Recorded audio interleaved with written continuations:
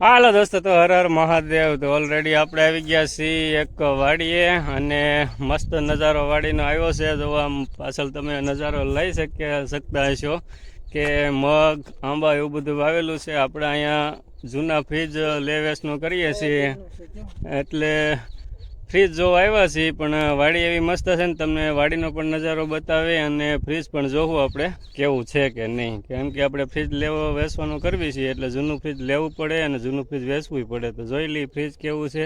તો ભાઈની મુલાકાત કરીએ આપણે. મહાદેવ, આ ભાઈનું ફ્રીજ છે ને આપણે લેવાનું છે અને ફ્રીજ જોઈને પછી આપણે વાડીનો નજારો લેવું. હાલો દોસ્તો, તો જો આ છે ફ્રીજ અને વાડીનું વાતાવરણ છે. એટલે ઉંદર એટલા આંબી ગયા છે ને, જો ઉંદર કેટલી કમાણી કરે છે. આ બધું ઉંદરે તોડી નાખ્યું છે. તો ફ્રીજ તો બહુ કંઈ ખાસ છે નહીં. હવે જોઈએ છે શું થાય. આજે હેરું આમાં નથી ને, તો ભલે આમાં કહે છે કે કાલે મોટો જબર હેરું હતું. તો હેરું હોય તો આ ફ્રીજના આ ખાનામાં પણ ઘરવાની શક્યતા રહી ખરી. તો આ રીતનું ફ્રીજ છે દોસ્તો. હાલો હવે આગળ આપણે આ ફ્રીજનું શું કરીએ છીએ એ જોઈએ. હાલો દોસ્તો, તો ઓલરેડી આની અંદર કાંક બુંદડો છે ખરી. અવાજ કરે છે જોરદાર. હા, ધબી અવાજ બોલાવે છે એટલે અંદર છે. મારે બહાર ભાગી જવું પડ્યું ઠેકડો મારી કે યેરું નથી ને. હું છે ઉંદર હોય ને ત્યાં યેરું પહેલાં આવે. તો ઓલરેડી આપણે ચેક કરી લીધું છે. તો કમ્પ્રેશન કમ્પ્લીટ શરૂ છે અને કુલિંગ પણ આવવા મળ્યું છે.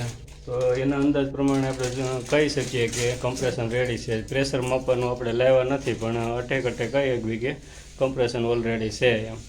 તો એમાં કમ્પ્રેશન ઉપયોગ આવે એમ છે. બાકી બધી વસ્તુ ભંગારમાં દઈ દેવી પડશે. તો હાલો દોસ્તો, આપણે ઓલરેડી જો વાડી આવ્યું એટલે આપણને સા તો મળે છે. તો પેલા સાનો નજારો જોઈ લઈએ. દૂધ બૂધ નાખીને ઘરના ભેંની સા થોડીક વાર ઉકળ્યા પછી આનો નજારો આવશે. હારો પહેલાં આપણે એને ઉકળવા દઈએ પછી જો કલર પકડાય. હાલો દોસ્તો, તો ઓલરેડી સા બને ને ત્યાં સુધીમાં થોડોક વાડીમાં આટો મારી લઈએ. 2 મિનિટ જોઈ લઈએ શું છે. આગળ બહુ જાજુ છે પણ આગળ જવાનું આપણી આગળ કાંઈ સમય છે નહીં. તો એટલો નજારો થોડોક છે આજુબાજુનો તો તમને બતાવી દો. અને મસ્ત વાડી છે, કાંઈ ઘટે નહીં એવી, શાંતિ મળે એવી. અને તમને અહીંયા આગળ પણ બતાવી દો કે એવી ખાઈટું બાઈટું ને ખાટલા બાટલાની મોજ મસ્તી છે એ. તો આવો નજારો શહેરમાં સિટીમાં ઓછો જોવા મળે. ગામડા વિસ્તારમાં તો જોવા મળે. અને મને આવું વાતાવરણ વધારે મજા આવે છે. એટલે રિપેરિંગના બહાને કે કાંઈ ફ્રીજ લેવાના બહાને હું અહીંયા ફટાફટ આવી જાઉં છું. ફ્રીજનું હાટું પતે કે ન પતે પણ આવો બધો નજારો તમે કલાક દોઢ કલાક અહીંયા બેસીને લ્યો તો તમને મજા આવે.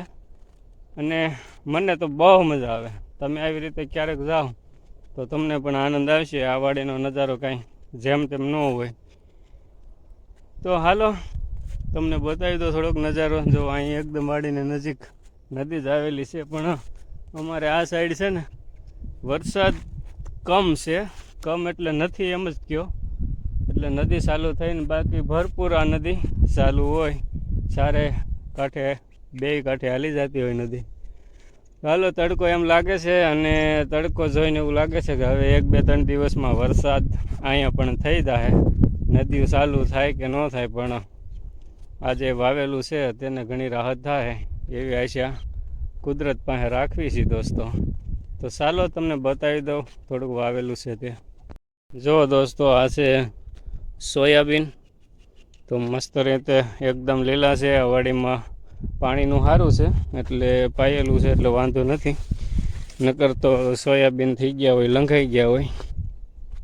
અને બાકી તો આંબા જ છે દાદા. ઠેઠ સુધી બહુ દૂર સુધી છે. આ તમે આટો મારો તો થાકી જાઓ. ત્યાં સુધીનું ખેતર છે આ. પણ આપણે મોડું થાય છે એટલે ત્યાં સુધી જવું નથી. અને ઓલરેડી સા તૈયાર થઈ ગઈ છે તો આપણે જઈએ ત્યાં. બાકી આગળ તમને બતાવી દઉં કે સિકોડી ને એવું બધું વાવેલું છે તે પણ નજારો બતાવી દઉં. બાકી જો અહીંયા નેટ મારી દીધી છે. રાતના કે દિવસના દીપડા અને સિંહનું અવર જવર આ નદીમાં રહી છે. અત્યારે ખાલી નદી છે તો રહેતી હોય કે ન રહેતી હોય ખબર નહીં. બાકી જો ઉપર સોલાર મૂકેલું છે વાડીમાં. અહીંયા બધી વ્યવસ્થા છે. જો 2-3 મકાન છે. અને આપણે આગળ જઈને જોઈએ તો સિકુડીનો કેવો સાયો છે. મસ્ત રીતે તમે બેઠા હોય તોય તમને શેર લોહી સડે એમ કહે છે આપણે ગુજરાતીમાં. જો રાતે વાહુ માટે રાતે રહેવું હોય ને તો દીપડાથી બસીને રહેવા માટે અને આગળ વાડીમાં કાંઈ રોજ આવ્યા છે કે નહીં દેખાય હવે તે માટે આ બનાવેલું છે. જો અહીંયા ખાટલા બાટલા બધી મસ્ત રીતે નજારો આવી રહ્યો છે. તો જો સિક્કુ પણ આવેલા છે થોડાક ઘણા. ને આગળ જુઓ તો નાળિયેરું ને એવું બધું છે. તો વાતાવરણ એકદમ સરસ મજાનું છે. તો આપણું ફ્રીજ કુલિંગ થઈ ગયું છે અને ઓલરેડી જો સાહોદ બની ગઈ છે. આપણે વિડીયો ઉતારવામાં રહ્યા તેનો ઉકળી ગઈ મસ્ત રીતે, તો જોઈ શકો શા. તો હાલો દોસ્તો, મસ્ત વાડીનો ચા પીવા કેવી હોય છે ભેંસના દૂધની ઓરિજિનલ. તો આપણે વાં ખાટલે બેસીને મસ્ત રીતે ચા પીએ. હાલો દોસ્તો, તો હા ઘોયરો છે. એરું નથી ને લાગતો હોય? ઘોયરો ને એરું નથી ને? ઓહો, આ તો જબરજસ્ત છે, મોટો છે. હા, વિડીયોમાં નથી આવતો. દોસ્તો તો તમે જોઈ શકો છો, આ છે ઘોયરો. છે મગર જેવડો ભાઈ. આ લોકો 15 દિવસથી મહેનત કરે છે, નીકળી નહીં રહ્યો. આપણે કોશિશ કરવી છે કાઢી દઈ. ઘો ઘરી છે, નથી કહેતા? ઘો ઘરી છે, તો ટ્રાય કરીએ. જવો દોસ્તો, છે ખતરનાક. હા, ફૂફાડા મારે એરું છે. દોસ્તો તો ઓલરેડી આપણે ઘો કાઢી દીધી છે. જો આ દરવાજામાં અત્યારે ઓલરેડી આવી ગઈ છે અહીંયા. તો તમે જોઈ શકો છો. જો અહીંયા રહી, જો આ ઘોડે દેખાઈ રહી છે તમને? દેખાય છે? કુલરની આડી છે. અમે કઈ મારવાના નથી તને.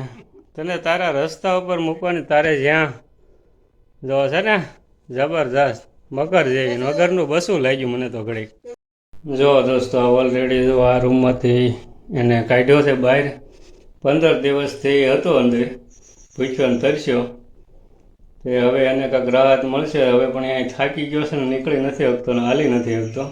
પૂછડું એનું ક્યાંક કપાઈ ગયું લાગે છે વર્ષો પહેલાં. તો હવે એ તો આવી મસ્ત વાડીમાં આટા મારવા માંડ્યો ને કે, અને તારો ખોરાક જે હોય તે ખાવા માંડ્યો.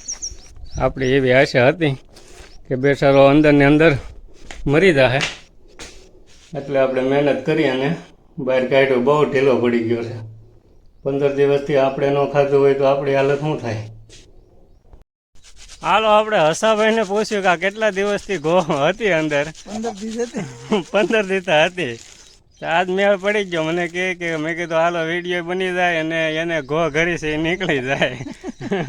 એટલે કામ થઈ ગયું. હવે વાં આપણે એને હેરાન નથી કરવી. આ ખાસો રહ્યો ને એની મેળે એને હાથે નીકળી જાય. પછી ઓલો દરવાજો બંધ કરશું. હવે બહુ એ થાકી ગઈ ને હું થાકી ગયો છું. એટલે હાલો દોસ્તો, તો આપણે ફેસનું હાટું કરી નાખ્યું છે અને મસ્ત રીતે તમને વિડીયો બનાવી દીધો છે. અને અમારે જો આ દાદાની કેટલાય દિવસે મુલાકાત પણ આપણે નહોતી થઈ, વરસ દીધા હતા, આજ મુલાકાતે પણ થઈ ગઈ અને હસાભાઈની મુલાકાત થઈ ગઈ. તો આપણે વિડીયોને આપશું વિરામ. જો વિડીયો પસંદ આવ્યો હોય તો ચેનલમાં ન હોય તો ચેનલને સબસ્ક્રાઈબ કરો, વિડીયોને લાઈક કરો. અને હાલો દોસ્તો, હર હર મહાદેવ.